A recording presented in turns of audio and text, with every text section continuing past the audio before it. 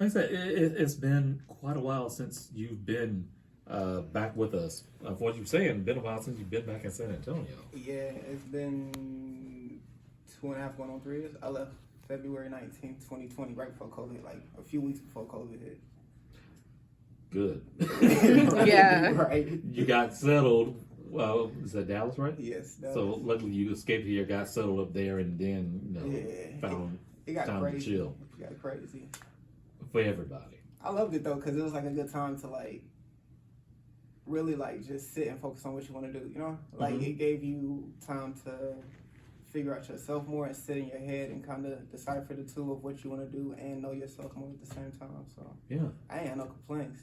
I've kind of heard that from quite a few people. You know, it gave them time to really reflect and decide, what path they want to take. For sure. How they want to approach things. So, Definitely. So that's good, especially if it's worked out for you so far. Definitely has. Definitely has.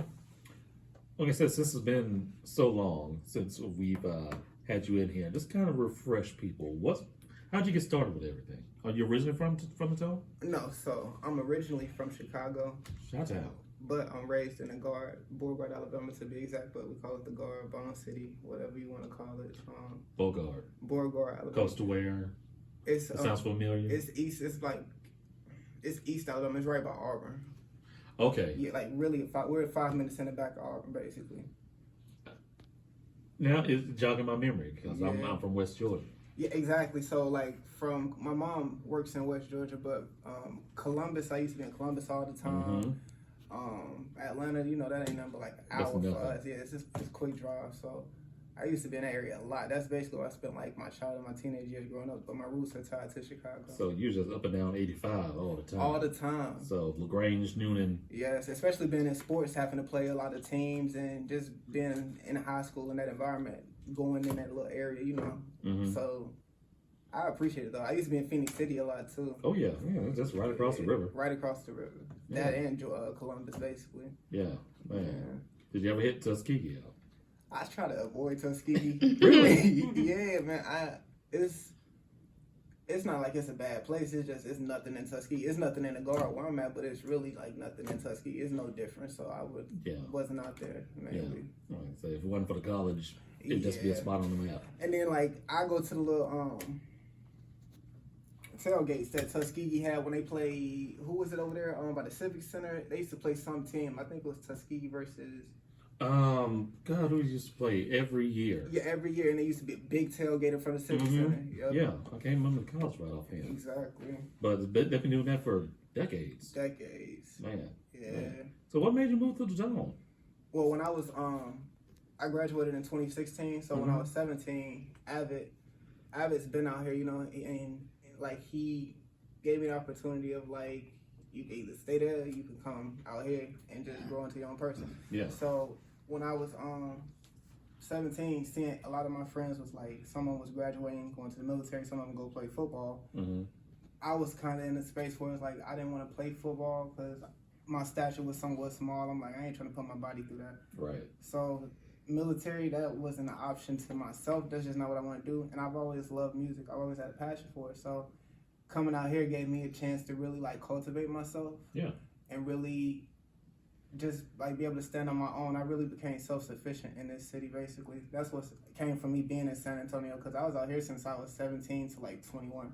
Okay. So now I'm 24, so I don't know. I appreciate the good and the bad that came with the city, honestly, because it built character, and more than anything, it made me appreciate just life more in the general aspect. In what ways did you say that being in this city kind of helped cultivate, strengthen you to deal with some of the aspects of the music industry out here?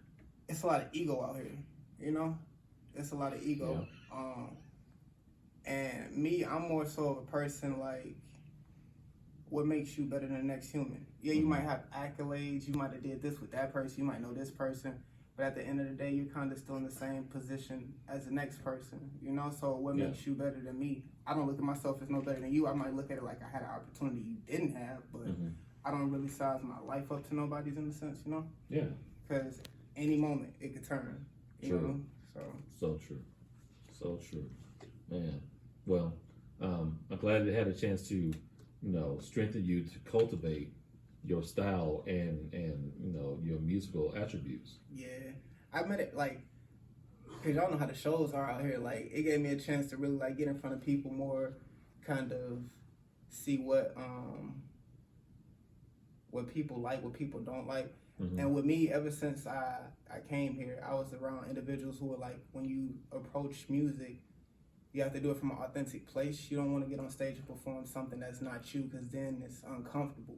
Right. So me being here, it was like, I just really just spoke on what I went through, how I felt, and what I live and see on a daily. Mm-hmm. So I don't know, like I said, I really appreciate San Antonio. I used to have feelings where I didn't really like it too much, but at the same time, I have to look at it from a wider spectrum. Like I say, it built a lot of character, and I'm appreciative of it, Yeah.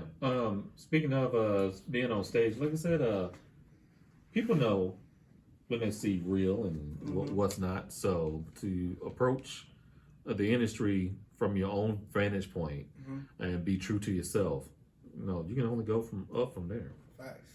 Yeah. Right. Did you have Did you not have that much opportunity to perform or to cultivate your music back in Alabama? Nah, like Alabama, it was more so like I didn't have anything. I didn't even have a cameraman at the time. I do now, and I'm thankful for Ricky. He's part of my label, Storytell Records, and he does a phenomenal job just as far as whatever I need, he's on top of it technically or visually. He's behind all of that. But at the time, we was kids, you know what I'm saying? Like, these are people around my age, so not everybody's life was kind of shaped certain ways for them to benefit towards the vision. So when I left and I was able to get out here, I started working with Juice. I don't know if Juice is still doing anything. Juice shot it. I got to check. He's out of the east side of San Antonio. He worked with like 70, 98. Okay. I'm pretty sure he filmed like some of Eliza's stuff too. But coming out here, it gave me an opportunity more to capitalize on what I wanted to do because it was more resources. I came out here for resources, and that's what really was able to like benefit my career in a sense. Good. I hope that truly benefited you. Yeah. We're going to come back in just a moment to speak about your move up to Dallas, how everything went, and also get into the formation of the label. Definitely. So stay tuned. We got more coming up. In fact, we got music from you coming up. We also got a track from Chevy Girl and a track from Torre featuring Fonte. Let's go ahead and get into All You Do from your latest project, Untapped Value Project. Thank you. All right. Hey, y'all, stay tuned. We've got more coming up with Cedric Walker. So do not go anywhere. Keep it locked. This is the Urban Suite, KSYM, San Antonio College Radio.